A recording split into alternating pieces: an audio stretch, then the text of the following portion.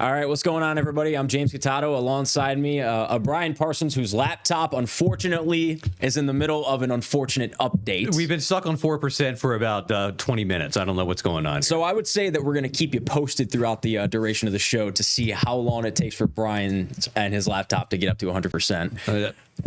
But anyways, off the laptop and onto basketball, we're talking about the last four teams remaining in the NBA playoffs because it's conference finals season. So we'll talk all playoffs too, because why not? It's the Final Four in the NHL as well too. Why not? So why not? With some interesting four teams. We'll talk some hockey and some NBA playoff action today. I guess we're gonna start with NBA. Let's start with NBA. Yeah. So the New York Knicks taking on the Indiana Pacers in the conference finals. We'll start there. Brian, this matchup has some history that we kind of talked about it a little bit last night in the studio. This was a matchup, a rivalry that kind of set the tone for the 90s in basketball. Obviously, Michael Jordan, right? Yeah. But this rivalry set the tone for Eastern Conference basketball rivalries. It helped set the tone. Yeah, it was a big rivalry. Reggie Miller against the Knicks. I mean, there's a 30 for 30 on it. When he scored the 9 points in the 5 seconds or whatever it was. Mm-hmm. But the problem is neither the Knicks nor the Pacers could get past Michael and the Bulls. No. I mean, the Pacers, this is their 10th conference finals. That's wild. 10th. And they won a bunch of ABA titles, so it's a very storied franchise. The Knicks in the conference finals for the first time in 25 years, and they haven't won an NBA championship since 1973. So we got some images here from the old matchups between the Pacers and the Knicks. And you were talking about Reggie, Detlef Schrempf on the Pacers, Rick Smits, and then obviously I want to talk about this. This is Jalen Brunson and his father, Rick Brunson, who's on the coaching staff for the New York Knicks. The last time that the Knicks made the conference finals, like you said, 25 years ago, Rick was a player. He was a guard on those 2000 Knicks. So I think it's pretty interesting. And they played the Pacers and they lost in 6 games. Very cool. And then there's a slight local connection with the Pacers. Rick Carlisle, the head coach, was a star at UVA. At the University of Virginia college basketball. So he was, and he's a heck of a coach. He's been around the block. He's won an NBA championship with the Mavericks. I believe he was the head coach there. Long time. He's coached the Pistons. He's been around the block. He's one of the veteran head coaches now.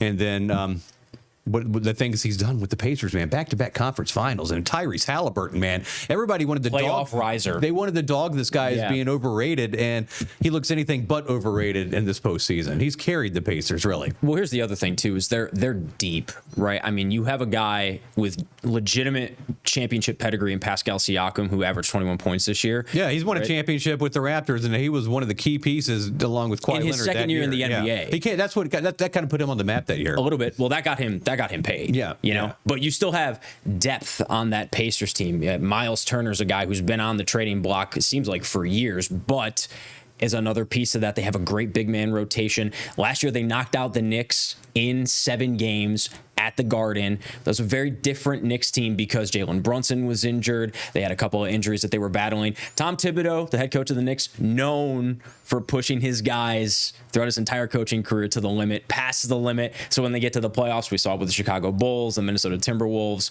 the Knicks now. There's legitimate fatigue that kicks in when Tibbs is your head coach because he runs you so hard. And it's just amazing to see what Jalen Brunson has done to elevate his game over the last 3 to 4 years to where he's one of the top players in the game. Yeah. There's no question about it. And that Knicks team is fun to watch, and the Garden is on fire. Talk about the Garden Party. Ooh, boy. To reference the old Ricky Nelson song.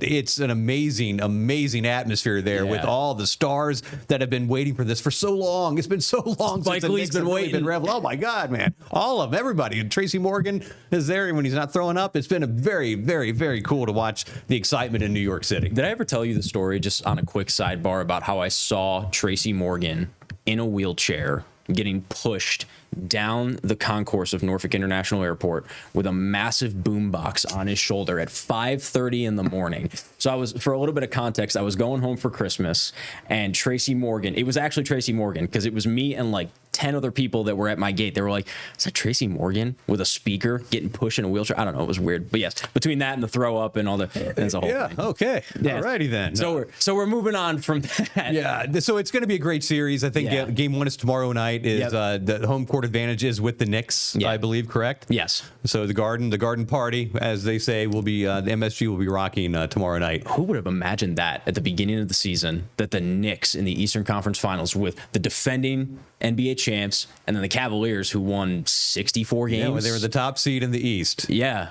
Now the 3 seed and the Knicks have home court advantage against the Pacers. I mean, that's a pretty good. We're in store for a very interesting NBA champion this year because over on the Western Conference we have Oklahoma City and Minnesota. So what you have here is you have a Knicks team that hasn't won in 52 years. You have a Pacers team that's never won an NBA championship. You have a Timberwolves team that definitely has never won an NBA championship, and you have Oklahoma City's never won an NBA championship in that city. They did as the Seattle Sonics, but that's a different era, different team, time. Different city. Yes, of course, not the same. And so it's a very interesting time to have we're going to have a pretty interesting NBA champion. Yeah, definitely. And I want to touch on the Eastern Conference one more time before we move on to Minnesota. 27%, by the way, on 27% on the update. Yep, we're making progress. We're getting there. And by the time this is over, I bet you this is going to be complete. I bet as soon as we walk out of the studio, it's going to power up for you. One more note on the Eastern Conference final, really the Western Conference as well. How mutually beneficial was that Knicks Timberwolves trade with Karl Anthony Towns and Julius Randle? It's one of those, and who else was in there? Dante DiVincenzo. He was involved in that trade too. Yeah. One of those rare cases where it's like both teams it worked out for both teams. Yeah. Well, before the Luka to Lakers trade, the Dallas Mavericks and Atlanta Hawks deal with Trae Young and Luka was also one of those deals that worked out well. But Knicks, Timberwolves, I would love to see that NBA championship just for the storylines of like Cat coming back to Minnesota, Randall and DiVincenzo coming back to New York to play at the Garden. Knicks fans kind of chased Randall out of there a little bit because he wasn't performing at a super high clip. So that's a good segue, I believe, into the Western Conference. Yeah, it's going to be. I love the youth factor of these teams. And this is how stars are made.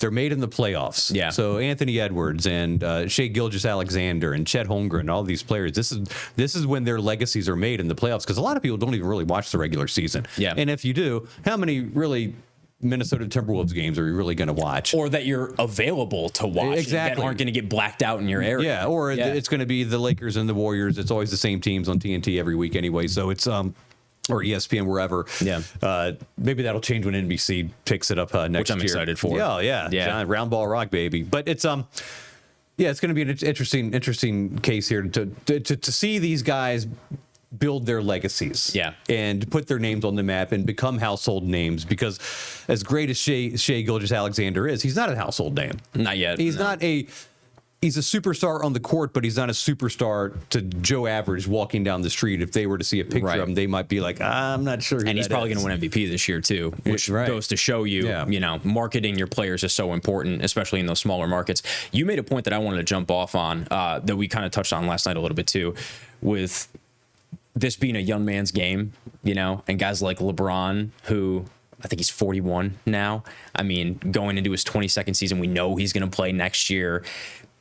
It's kind of wild how he just can't, keep up. The Lakers on paper are a very talented roster, but you talked about the athleticism and the burst of the guys. You showed me a clip of J-Dub, Jalen Williams on the Thunder, and he's not even one of the more explosive dudes, and he was on a fast break, and he just burned through everybody else, and he's probably not top 15 most explosive dudes in the NBA. I think the Lakers are fool's gold. The Lakers were fool's gold, especially even after the trade. They got exposed against the Timberwolves. Yeah. Right? That's they lost to Minnesota. Yeah.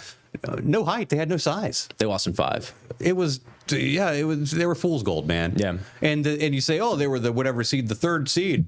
Yeah, but the separation between the 3rd seed and the 8th seed was like a game, but 2 games. Yeah. So it was very competitive there.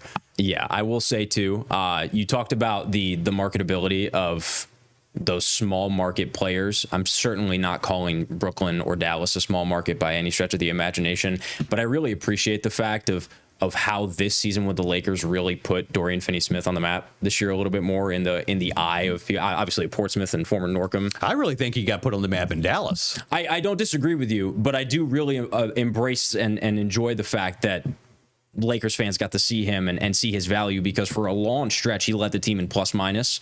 So when Dorian Finney-Smith was on the court, he was a net positive for the Lakers this year with his defense and his ability to score behind the 3-point line. Dorian Finney-Smith, of course, went to Norcom High School, won multiple state championships. He went to the Virginia Tech and then transferred to the University of Florida, and he's had a flourishing NBA career. He's been on a couple of contracts, and even in high school, he was one of those players that he was such a dimensional player where he could pass, he could shoot, and he could rebound. He could do all 3, and he's a great player, and he's could be one of the last players from Hampton Roads that goes to the NBA without going the super academy route, if you know what I mean. Yeah, no, 100%. He did not transfer out. He spent his time at Norcom. He did not go to IMG or any of these places. You don't hear about Oak Hill that much anymore, but but he didn't go to one of those schools. And now with the guys like Cam Thomas and just names are escaping me, that these kids they go to these academies and you don't even see them in high school around here anymore. Yeah.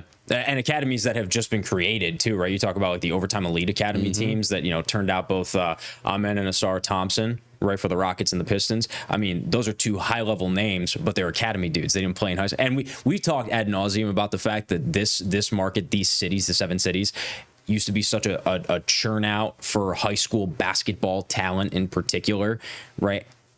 Long gone are the days, though, where a player stays all 4 years with his high school, because the exposure just isn't the same as going to an IMG. Yeah, if you're elite, they're going to find you, and I guess you want to be against elite competition. I mean, you're going down there, I guess, at these academies, aren't they? They're taking classes, right? It's basically a college type experience for these kids, and with the emphasis on the athletics. But we're still putting out the NBA guys. We're just not putting out we don't have the #1 draft picks anymore. We haven't had that in a while. Like literally first pick in the draft guys, like Allen Iverson. Yeah. And Alonzo Mourning was the second pick in the draft, and Joe Smith was the first pick in the draft. Yep. We're getting some guys in there. We got some guys, but not at the superstar level. What was our last? Was it Keontae Johnson? Our last local draft pick? Our last local guy in the NBA. Right now, or Cam Thomas, or Keontae Johnson. Yeah, one of those. One of the two. Yeah. Okay. Moving along, we got a Western Conference Finals to talk about. Minnesota Timberwolves taking on the Oklahoma City Thunder, kind of what we had already referenced with Shai Gilgeous-Alexander, the probably eventual MVP in the NBA this year.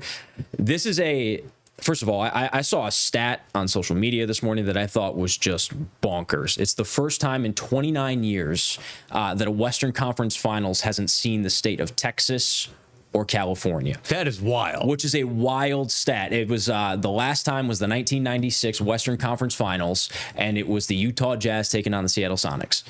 So, first of all, it makes sense when you think about it, because on its face, no California, no Texas, like, whoa, that's crazy. But then you think about all the teams that came from those states.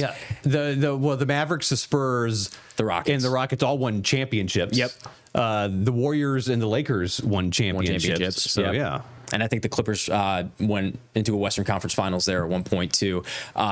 But this matchup, I really enjoyed this matchup between the Timberwolves and what are we doing on battery, by the way? Or not battery, I just got a blank screen now, so I'm just kind of trying to see what happens here. We're 13 minutes in, probably 30 minutes in on this restart, and nothing. So I don't know what's going on. Can we call up the video of Thunder and Thunder Timberwolves? There he is. Shai Gilgeous, SGA, one of the MVP probables, and then Anthony Edwards, I believe, in my humble opinion, is going to be the next face of the NBA. We always talk about who's going to be the next face of basketball when a guy like LeBron or Steph Curry. We have faces right now. They're not American faces, and I think Anthony Edwards is going to be the next American face. Like Shai Gilgeous-Alexander is Canadian. Do you agree with that? Do you think Anthony Edwards is potentially the next American face of the NBA? It's very possible. I'm glad you didn't say, though, like the next player. Like the next Michael Those are Jordan. Two different conversations. Well, those are they? The next face, I think that's the proper way to say it, because there'll never be another LeBron James. There'll never be another Michael Jordan. No. But the next face, see Anthony Edwards, definitely. Wembanyama, I think the NBA would love to have him as the next face of the league. That's a unique injury that he's coming back from, though, with his blood clots. Because one of the things the NBA likes, they like this international, because you're selling it to the world. It's a global. Yao Ming. Yeah. Look at him when you're also being sold to a country of several billion people. Yeah. So, well, it's interesting too, because I remember watching last year a podcast that Adam Silver did, and he said that there was a non-0% chance that Mexico could eventually get a bid for an NBA team, right? And so the fact that he wants to grow the game across the entirety of North America, sure. And I also think that this past Olympics was so good for the global game of basketball, and the way that gold medal game ended between France and the United States was such a good way. And you saw all of the stars kind of like reunite on Team USA for that one last hurrah for LeBron, Kevin Durant, Steph Curry. I mean, that was something to behold. But somebody else who was on that team was Anthony Edwards, and he had significant minutes in that game. I like this series. I think that the Thunder Timberwolves series is a 7-game series, in my opinion. I think that starting in Oklahoma City, that's the best playoff atmosphere. I don't know. What would you say? Because the Madison Square Garden is obviously Madison Square Garden, the historical aspect of that. But when you look at everybody's wearing the T-shirts, the color coordination, the noise in Oklahoma City, like, what do you think? Who has the best atmosphere left in the playoffs? Well, right now, left. I mean, I think they're all pretty insane.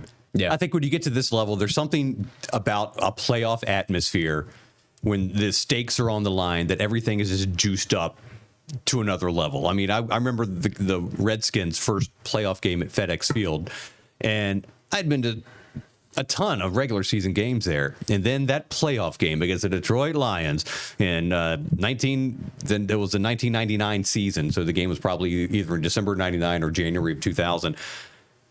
I'd never experienced anything like it in sports, man. Really? The atmosphere was that much juiced up. Everything, the crowd was so juiced up about everything. It was so much louder and so much more intense, and you could just feel the intensity in the air because it was a playoff game. It had a better atmosphere than a Redskins-Cowboys Monday night game. I'm telling you, it was that much ramped up. So I just think, most markets and cities just really, I think they're all kind of the same when you get to this point of it, Even New York, you think they've got the fans that have, we've been there, done that. We've seen it all. We're the big city. We got the biggest acts. We have the best food, the Mecca. The Mecca of everything. Yep. And that looks like a college crowd when you look at that. Yeah. Was that Washington game, that playoff game, was that before they reduced the size of the stadium? Yeah, yes, it was before they reduced the size. So how many, 80? Is that what it was? No, it was like 70? 93,000. Yeah, they took 60,000, or they took 30,000 seats out of that place. That's wild. Yeah, it was 93,000. I think was the peak capacity there. What is that like, standing in that? It's insane. Especially you look up at that upper deck, and it's like it just keeps going and going and going, and you're thinking, man, what in the world? How do you see up there? How do you see up there? Yeah, just and I went up there. I went up there once. It was better view than you think. Yeah, because you get to see the whole field. It's kind of cool to be up there. Not to go off on a tangent, I know they talked about doing the draft on the lawn for the Commanders. Oh, yeah. You have been very vocal about the fact that you love that. Oh, yeah. I've been vocal about it for months before the announcement was made. I kept bringing it up. The week before, I was telling Craig, I was like, they've got to have the draft in D.C., and they've got to have it on the lawn. That's where it's going to be. That's where it's got to be. That's where it has to be. It has to be. Yeah. That's going to be quite the visual. Yeah. On the National Mall. Have you been to anything on there? I have been. Yeah. I've seen all the monuments and everything like that in that area. But like when they have an event there. No, I haven't. Like I've been to the concerts on the National Mall lawn. Okay. Oh, it's just amazing. It's just so great. I don't think the renderings do it justice of what it's actually going to look like either. No. And the renderings look awesome. No. And then, the renderings of the stadium aren't going to do that justice when that's built. Yeah. That's going to be spectacular. We got a couple new stadiums that are coming down on the pipeline too, between that and the Bills Stadium and everything like that.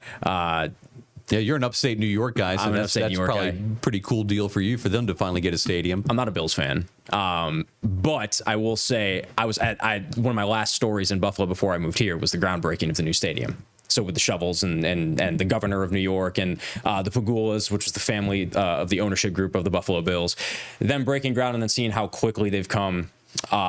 And I think you'll appreciate this because you're a big stadium, finance type of guy. You listen to a lot of those podcasts. I love the fact that a lot of designers of soccer stadiums in the UK are now coming over to the United States to renovate these football stadiums, build these football stadiums. They're putting a different type of feel into the environment. I think we saw that first with Allegiant. I mean, I know that Jerry World is was ahead of its time for what it was. Well, the preeminent architecture for stadiums in the United States is HOK, and that might be worldwide. I mean, they built Harbor Park, they built Camden Yards. I mean, they've been around. Yeah. So they're the preeminent architecture firm that designs these. And whether they've gone more of a soccer style because the Bills are going to have the covered seating a little bit there. Yeah, right? It's almost like a. It's hard to say, but it's not a dome, and a lot of people didn't love that. But I love the fact that it kind of blocks the wind because it just goes a little higher up, and the seats are just right on top of you. My old station actually had an inside look at what the new stadium looks like right now, and it's kind of cool. It almost reminded me a little bit of Virginia Tech with how just on top of you the seats are at Lane Stadium. So I feel like that intimate atmosphere is a lot of fun. And to the people that say, "Well, we wanted the dome," I want the most expensive Lexus But I can't. We don't all get what we want. I can't afford it. You guys Buffalo can't afford a dome. That's not even in Buffalo. It would be $5 billion. Yeah. So they'll be fine. Yeah. They play outside now. What's the difference? Yeah, that's fair. And they have all the snow too, which makes it part of what it is, Buffalo being in a snow globe. So regardless. So even if they did have the dome and they had the big snowstorms like they had, they still might have to play the game in another place because the players can't even get to Which is what they did twice 2 years ago. They had to go to Detroit twice to go play, oh my goodness, Cleveland. And then I think another team, I can't remember off the top of my head. How are we doing on the update? Screen just went blank. It was at 68%. Now the screen went blank. Let's go. We're 20 minutes in. Let's go ahead and take a commercial break. And we'll come back with back. More sports wrap OT. We'll let you get you an update on the computer situation. Let's do it. We'll be right back.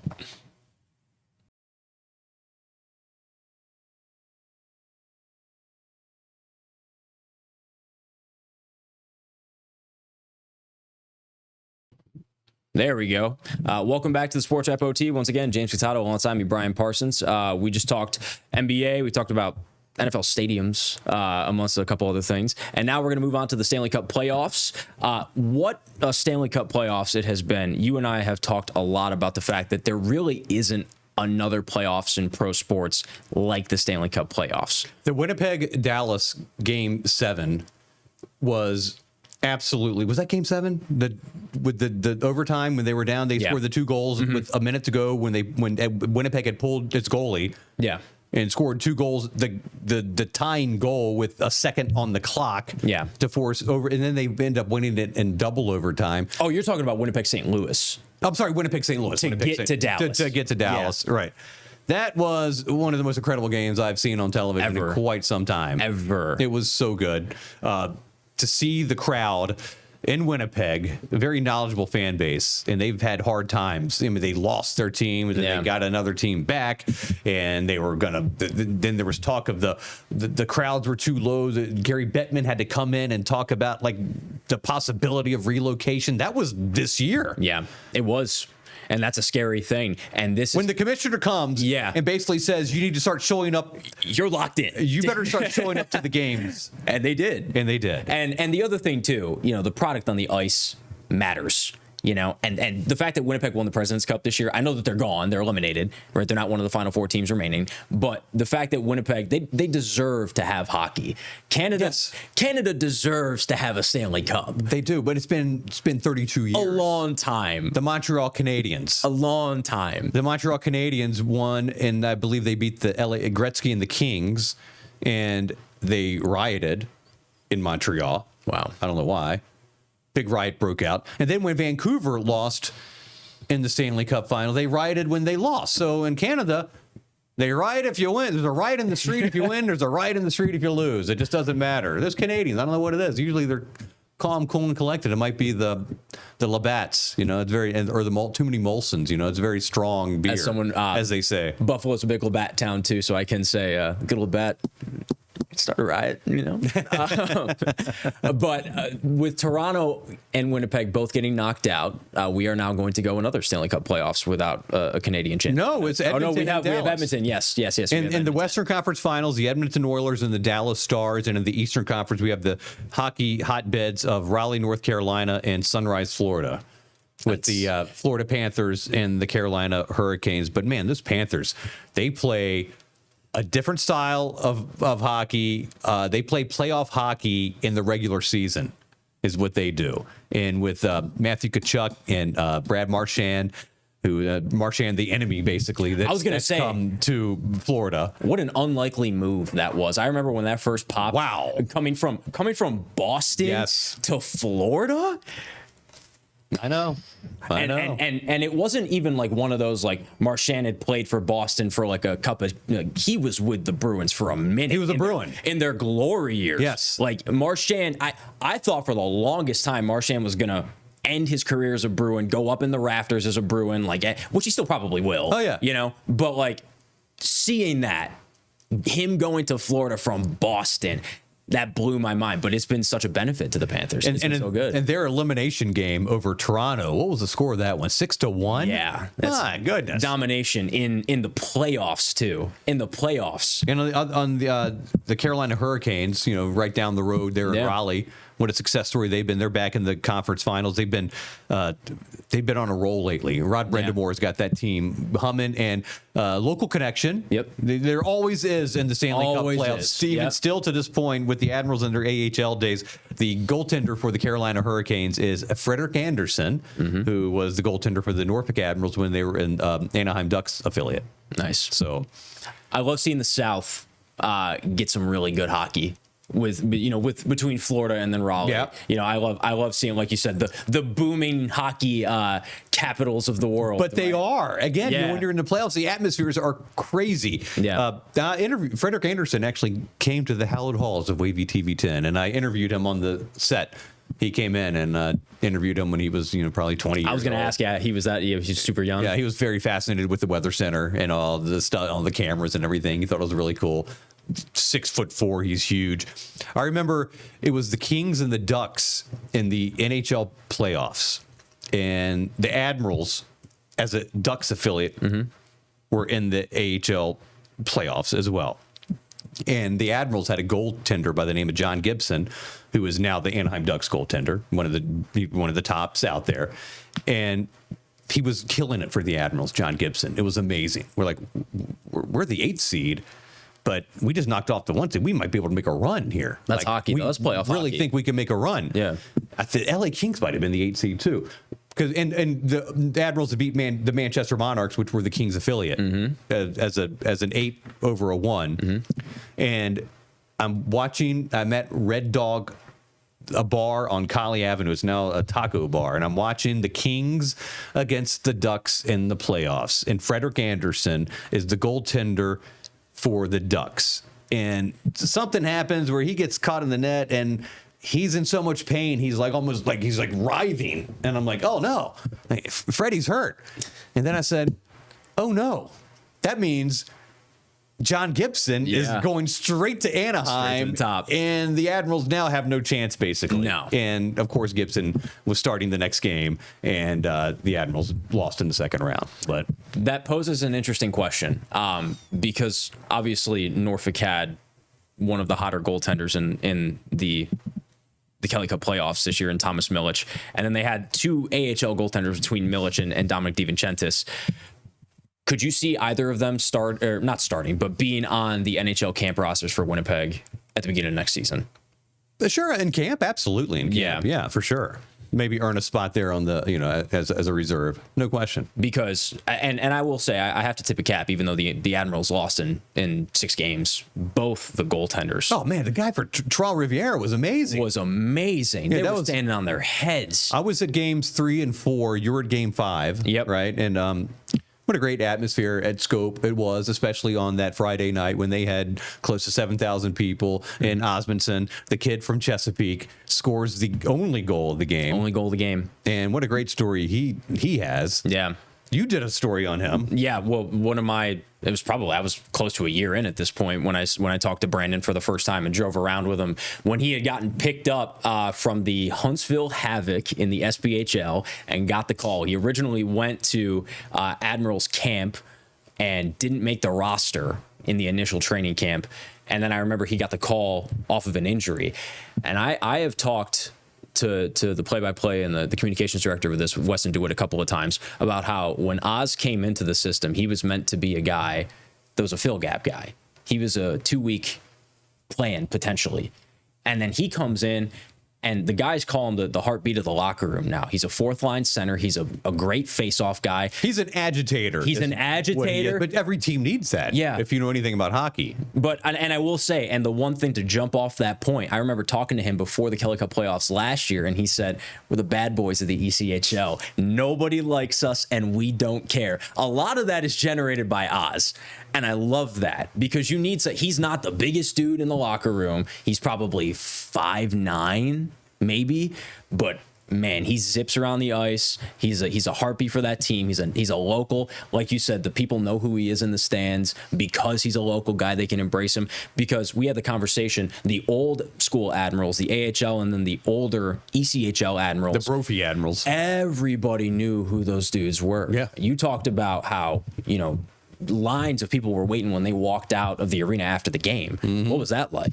It was a wild time, especially when the first ECHL team came around with John Brophy. And you got to think, Brof was the head coach of the Toronto Maple Leafs. Yeah. I mean, this was a dude they brought in. A dude. And he was the character, Paul Newman's character in Slapshot, his name is Brophy and is loosely based on John Brophy, who has the most penalty minutes in NHL history, at least at that time.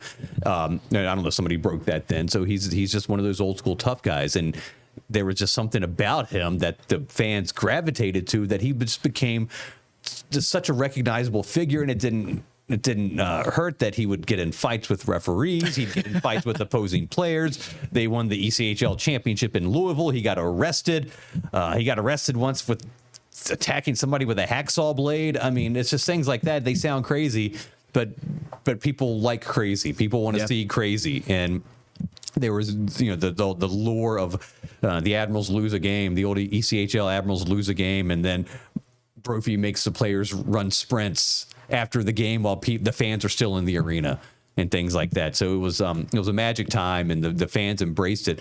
Back then, you got to think in '89 when that team came in, it was $5 to go to a game, which was the same price it was to go to Lynnhaven Mall to go watch a movie. Yeah, that's awesome. So if you're, for me, as a kid, and you're like, what do you want to do, man? You want to go see a movie that you're probably going to stink, or do you want to go to an Admirals game? Want to go to downtown Norfolk and see a hockey game, man? Yeah. There might be a fight. It's only the same price, man. So they were averaging.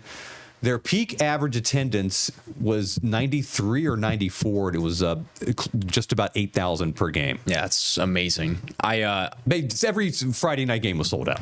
I will say, you talked about go to downtown Norfolk and go watch an Admirals game for $5. There's been chatter now about this new arena for the past month and a half, 2 months. If they were to move out of downtown Norfolk, if they were to move out of Norfolk, I've thought about asking you this for a minute. Do they go back to the Hampton Roads Admirals like they were in the 90s? No, it's very possible. Would you like to see that, or are you indifferent?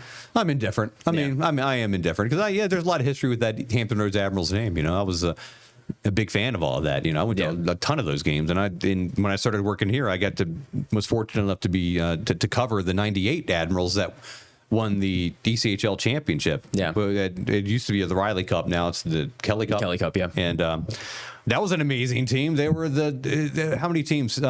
16 teams make the playoffs. Okay, they were the 16th team in. They were the 16th team in they had to win 3 games in a row to end the season, and they did. They squeaked in, and they won the whole thing. And John Brophy was suspended for one of the games of the Eastern Conference or the conference finals because they were playing Roanoke. 100% they were playing Roanoke, and then Brophy got in. A big brawl broke out, and Brophy's in the middle of it, and he's pushing referees, and he's grabbing onto players. What a wild concept. He was insane. That's nuts. He was insane. So he gets suspended. And this is how it was. We go to Roanoke. We traveled. Chris Recklin and I go to Roanoke with Linda, our satellite truck operator. We're up there with one of the mobile studios up there, basically. And we interview Brophy before the game, and we cover the Admirals in Roanoke. I went to Roanoke to cover a hockey game. How awesome would it be to get more Virginia rivalries in the ECHL for the Admirals right now? It would be fantastic. Richmond, Roanoke, that would probably be so amazing. I would imagine. The problem with Richmond, they don't have a place to play. They don't have a venue. Yeah, because the Coliseum doesn't exist anymore. No. But Roanoke, I think are they in the SPHL? I believe so. Do they still have a team? Yeah. But those games against Richmond were wild, man. Yeah. The crowds would get into it. There were the 64 West chants. It was, I entertain 64 West. Yeah. That's where you're going. Go home. So those were exciting times. Yeah. Definitely exciting times. We got to hit one more break. Yeah. Right. Well, we'll come back and we'll wrap it up. Please keep your PC on and plugged in. That's where I'm at right now. It might be done for the final block of the. We'll be right back. We'll see. Sportswrap OT. See you in a bit.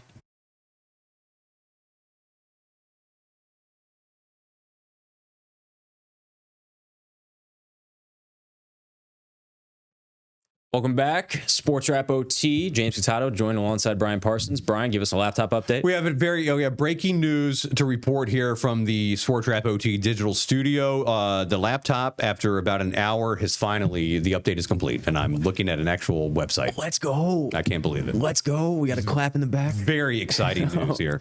Such very exciting news here. Yes. This just dropped. Yeah, we got the sound of Updates. Norfolk State, Old Dominion men's basketball, renewing its rivalry. They're going to have a home versus home, and it starts November 11th, 2025 at Chartway Arena. Initial reactions as somebody who has covered this for years. Well, it's I haven't really covered it that many times. They've only played, let's see here, I've got to pull it up. Since I've been working here, I started working here in 1997. They played 1, 2, 3, 4, 5. They've only played 6 times. Okay. Yeah, because I've never covered Norfolk State Old Dominion. This is since I've been here. It's a weird deal. Okay, so it's like when ODU fans get upset that, well, why won't UVA come here? Why won't UVA come to ODU? Well, because UVA, it's a bad loss. Yeah. It's like, why doesn't ODU play Norfolk State? Well, it's a bad loss, Is that drop off the same, though, right? Like from a Sun Belt team losing to a MEAC team, comparing an ACC team losing to a Sun Belt team? Like, what's you see what I'm saying? Like, what's the drop off? Well, I mean, the MEAC is traditionally the 16 seed or the 16-16 play-in game. Totally with you. But you could be a 1 seed as an ACC team. True. True. So I'm asking what that drop off is. Like, is that comparing apples to apples? I think it is, because I'm talking any Power 5 school. You could be a middle of the road Power 5 school, and they're still not going to come here. Yeah. Not anymore. They used to. Like Chartway Arena, Missouri has been in, Georgetown has come, Virginia Tech has come, Clemson has come, North Carolina has come. Those days are over, man. That ain't happening again. It's not happening anymore. They're not coming. How badly would you want to see another Governor's Cup? Well, it'd be amazing. Yeah. It'd be amazing. But the way it is now in college basketball, it's stacked against the guys like Old Dominion, it's stacked against the mid-majors. If you're in the ACC or you're in the Big Ten, you don't play road games out of conference. Yeah. You just don't do it. Yeah. What's the incentive?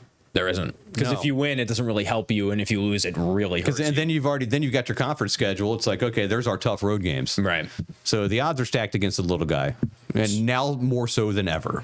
So, but you talk about this series. We just had Jeff Jones in studio for another edition that's going to air. He didn't really have much to say about that because there was a kind of a contentious game the last time they played at Chartway Arena where there was a little bit of an altercation in the hallway between some of the players that kind of got out of hand a little bit, and cooler heads did not prevail that night, and since then they haven't played.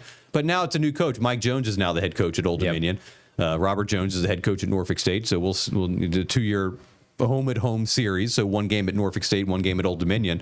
I think it's a great thing. I think it's a great thing for the area because when they play, it's an electric atmosphere. I think it's good when the community is involved in an event like this, and it brings everybody together in which should be a friendly rivalry, as it should be. And the atmosphere when they played, it's been fantastic. So paint that picture for me of what that moment was like with the fight in the tunnel. Skirmish. I wouldn't call it a fight. Skirmish in the tunnel. Again, I wasn't here for this. This is all based off what I heard. It was a scope, correct? No, it was a Chartway. Yeah. Chartway. It was a post-game press conference. Yes. Right. And I remember it was in the hallway, right outside of the. We were going to interview Jeff Jones. This is interesting. Not that anybody cares, but outside of the press room, there's this banner that says Old Dominion, and we would just interview Jeff Jones there. He wouldn't even go into the press room for TV. We would just get him there after he did his radio and come out.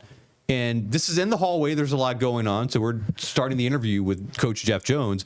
And then that's when things started to get tense, and Norfolk State players and ODU players are kind of mixing. When none of them should even really have been there. And then then Jim Heath, the sports information director at the time at Old Dominion, said, all right, let's just move this into the room.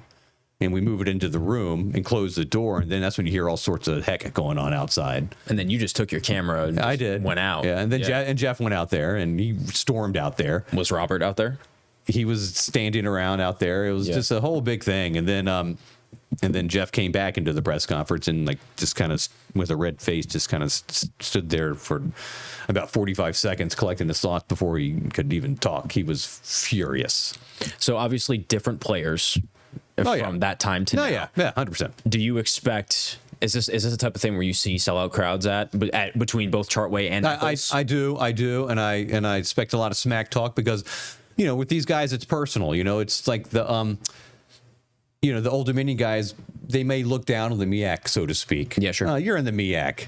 You're not a threat. Right. Yeah. But, you're in the Sun Belt. I mean, it's not like you're in the Big Ten or anything. Right. It's the Sun Belt's not like the CAA was back 12 years ago when you had 3 teams make the tournament. Yeah. So, but I think it's great for the area. I wish all the local teams would play. I think it's a great thing.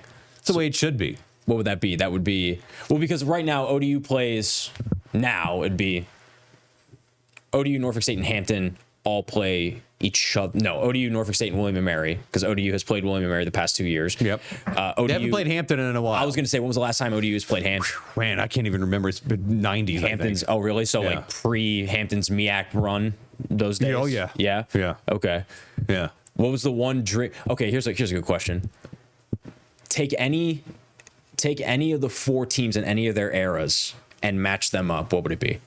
Of our basketball teams? Mm-hmm. Well, the 20... So, like, early 2010s William & Mary versus, like, 2019 Old Dominion. The 2011 Old Dominion team was the best team I've seen from this area. Yeah, okay. And that was the team that lost to Butler. They were ODU was actually a 9 seed, and they got screwed there. I thought they should have been a 7 seed. Yeah. So they were a 9 seed, and they played Butler, who went to the national championship game, and they lost to Butler on a tip-in at the buzzer. It was devastating. I went to ODU, so I can say that. It's like, so give it to me then.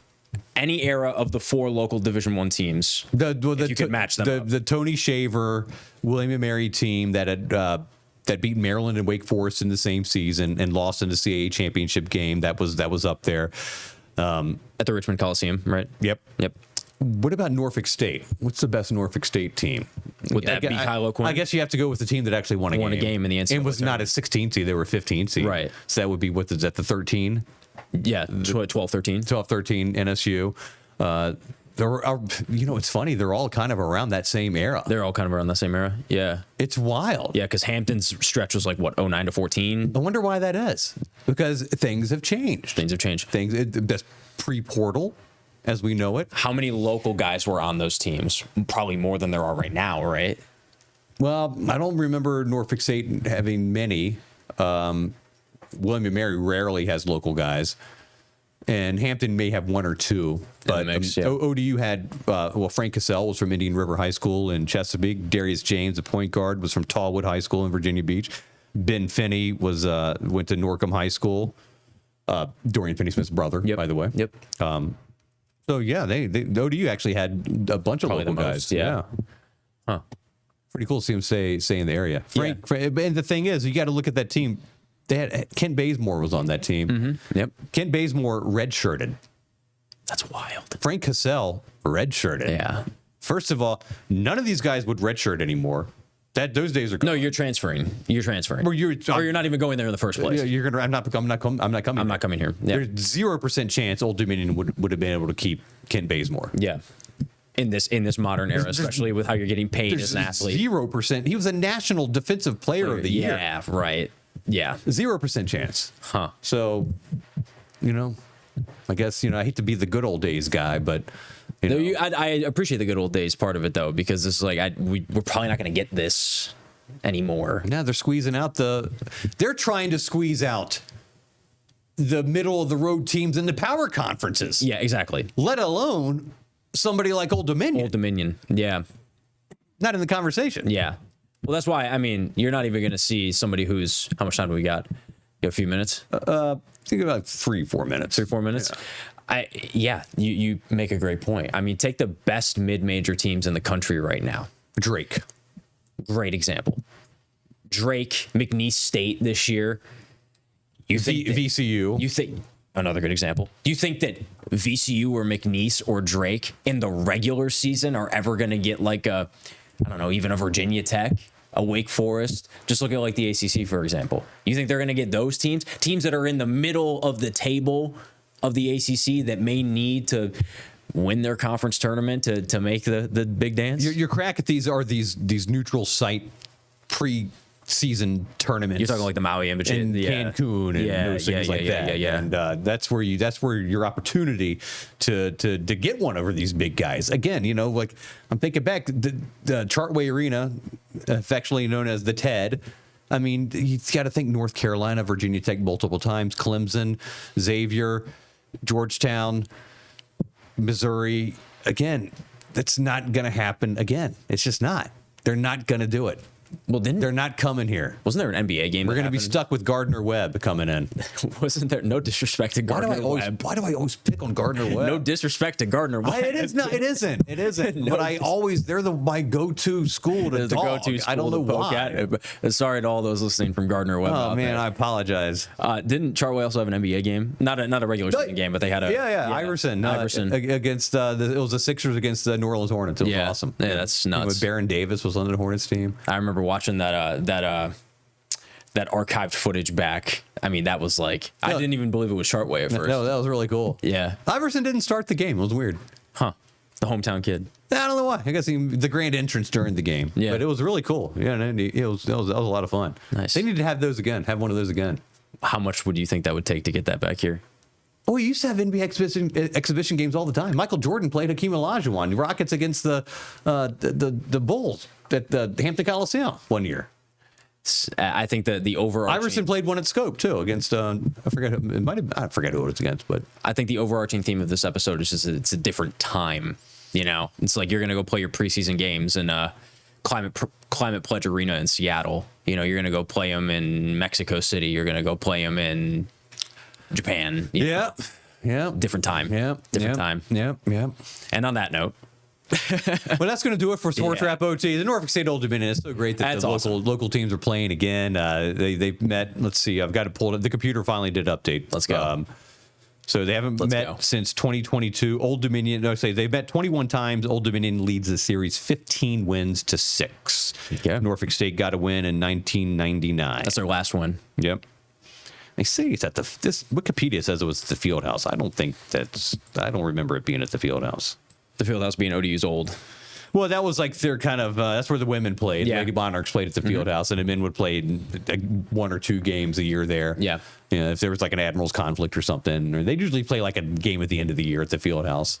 It was like this wooden bleachers. I've seen it, yeah. And I could smell it. I've seen video. Yeah, really. I can still smell it. There's something about the finish on the bleachers that I can still smell. That old high school gymnasium type feel. Yeah, that musty smell there.